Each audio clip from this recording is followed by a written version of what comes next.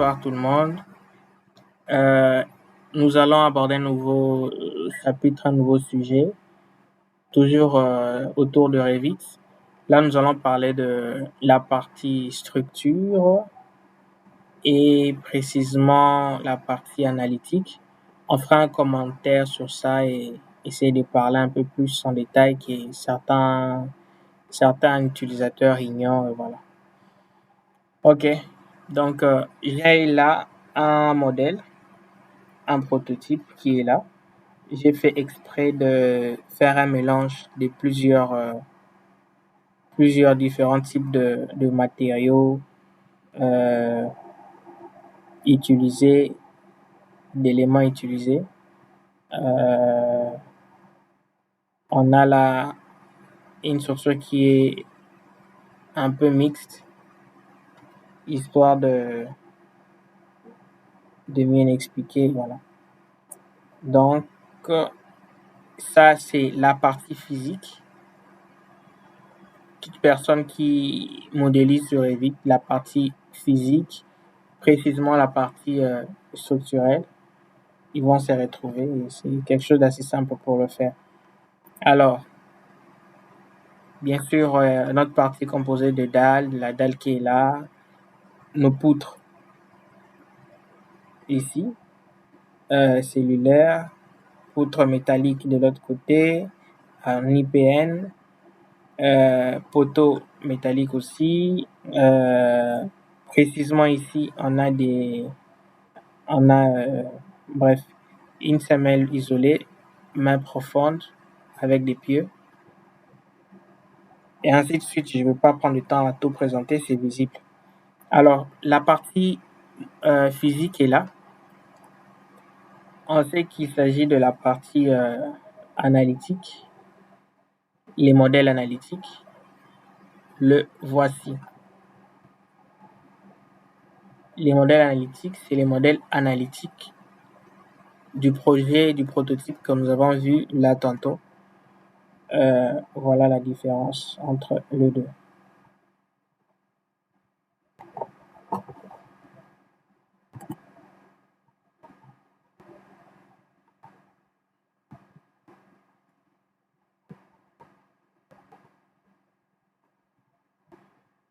Ok. Alors, pourquoi les modèles analytiques? Les modèles analytiques aident. L'avantage qu'a Revit, il te permet de modéliser physiquement, comme à gauche ici. Tu as la partie physique de ta structure.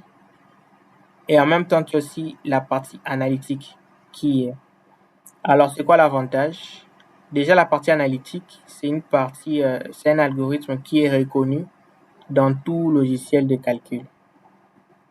Voilà. Alors, modéliser sur Revit, bien. Modéliser aussi bien la partie analytique. Ça permet d'avoir un gain de temps de la modélisation qu'on devrait encore faire si on utilisait un logiciel de calcul dédié. Alors, si tu le fais bien, les modèles physiques et aussi les modèles analytiques, ça permet de gagner un certain gain de temps. D'où l'intérêt aussi de ce sujet ici. Qu'est-ce que je peux encore faire comme commentaire sur le modèle analytique? En gros, c'est un peu ça. Et nous allons voir tantôt là, chaque élément modélisé a une partie analytique. Chaque élément, je précise, chaque élément structurel, à caractère structurel. La dalle, les poutres, le mur porteur, semelle filante aussi. Donc, chaque élément des caractères structurels a sa partie analytique qui est modélisée au même moment. Quand tu modélises la partie physique, tu modélises aussi la partie analytique. Voilà un peu ce que je peux dire pour cette première partie. Ici, cas par cas, chaque type d'éléments qu'on a dans notre structure et faire un commentaire sur la partie analytique qu'on a à droite ici. Alors, comment je fais pour ressortir cette partie? C'est simple. Sur la vue 3D que j'ai sur mon arborescence de projet, je duplique la vue avec les détails. Ça a été dupliqué. Et qu'est-ce que je fais là? Je vais toucher aux paramètres de visibilité et graphisme qu'on a généralement dans Gérer.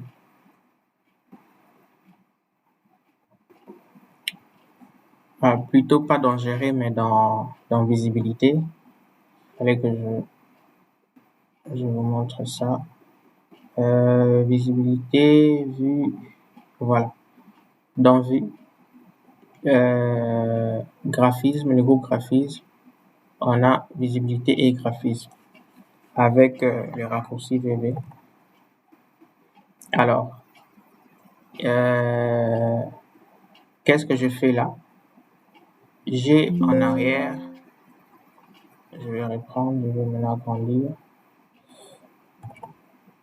Nous sommes bien sûr sur notre 3D qui a été copié. Alors, on a ici la catégorie des modèles. Modèles, éléments, objets, tout ce qui a été modélisé. Mélangé, bien sûr, que ce soit structurel ou pas structurel, bien sûr, on peut filtrer là. Là, je n'ai fait que cocher la partie structurelle. Alors, il m'affiche ça sur mon écran. Je vais aller sur la catégorie modèle analytique. Je coche dessus. Je vais rendre ça visible, afficher les catégories des modèles analytiques dans cette vue. Je rends ça visible et je reviens sur les modèles, catégorie des modèles simplement. Je décoche. Et quand j'applique, vous verrez là en arrière, en fond d'écran, là en arrière, là, voilà. Donc, j'ai caché tout ce qui est éléments, tout ce qui est toutes les parties physiques de mon projet. Je les ai cachés, pas supprimés, mais cachés ou masqués. Donc, c'est pas visible, même pas masqué parce que le terme est un peu différent, parce qu'il y a aussi un outil masqué qui est dans Revit, qui fait autre chose. Alors, j'ai simplement pas affiché l'élément modèle, la partie physique, et j'ai plutôt affiché la partie analytique. Alors, dans la partie analytique ici, on a aussi pas mal d'éléments. Je peux en profiter pour survoler un peu. Qu'est-ce qu'on a? On a les cas de charges qui seront appliqués. On verra ça. On rend ça visible. Les liaisons, le contre-vêtement analytique, le poteau.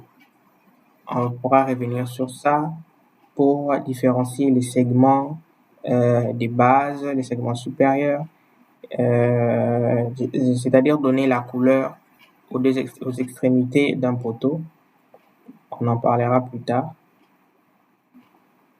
Ainsi de suite. Voilà. Alors, je peux fermer et je peux supprimer ma vue. Je pense qu'on a compris comment ressortir ça. Voilà, on va parler élément par élément.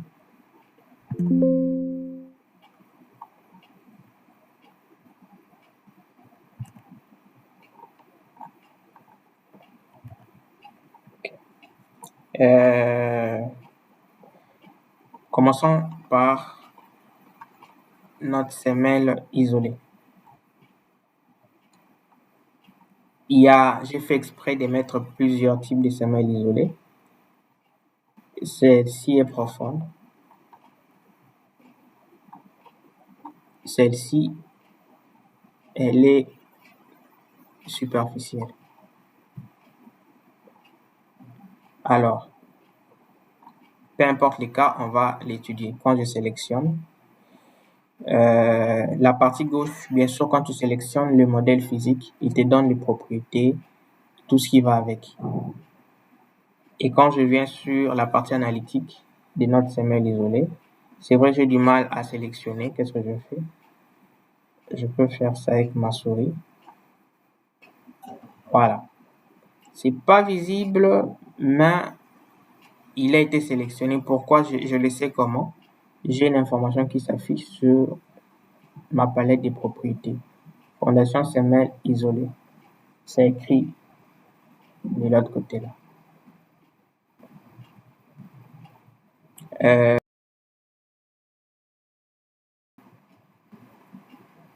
Voilà. Je vais sélectionner de cette façon. Je vais dans filtre. Tout ça, je les enlève. Je clique dessus comme ça. Je sais que là, j'ai sélectionné la partie physique de la semelle isolée et la partie analytique de ma semelle. Si je vais dans isolement, je vais isoler l'élément.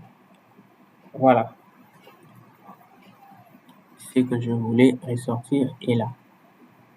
Vous remarquerez qu'on a notre semelle isolée qui est profonde bien sûr, et la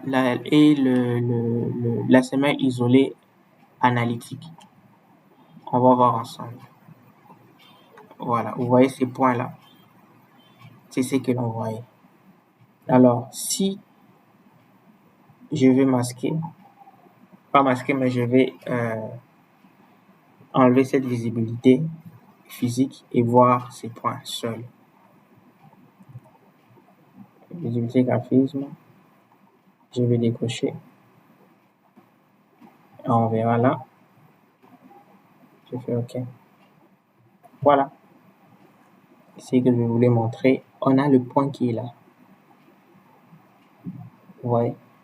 On a un point qui est là. C'est-à-dire, la semelle isolée est un point.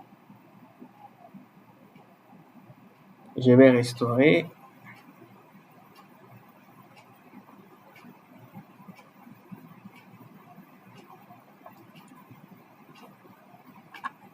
Je viens là.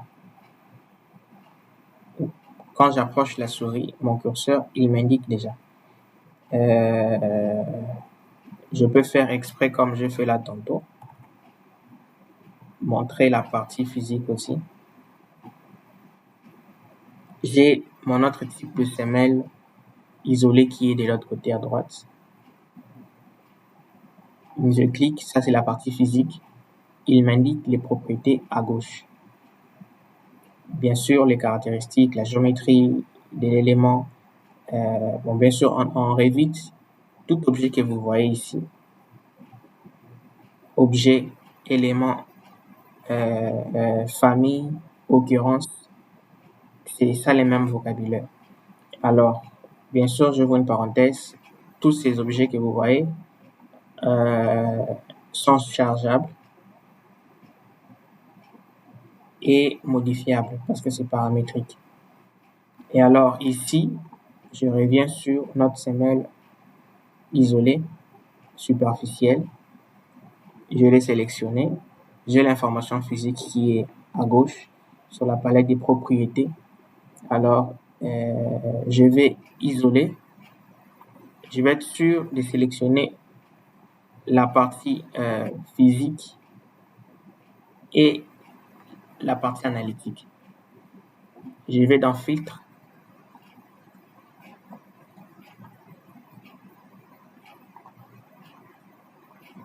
Je les laisse ensemble comme ça. Voilà. Je vais masquer. Je masque l'élément. Non, isoler l'élément. Voilà. Qu'est-ce que j'ai là? J'ai ma semelle isolée. Alors, si je cache l'aspect physique,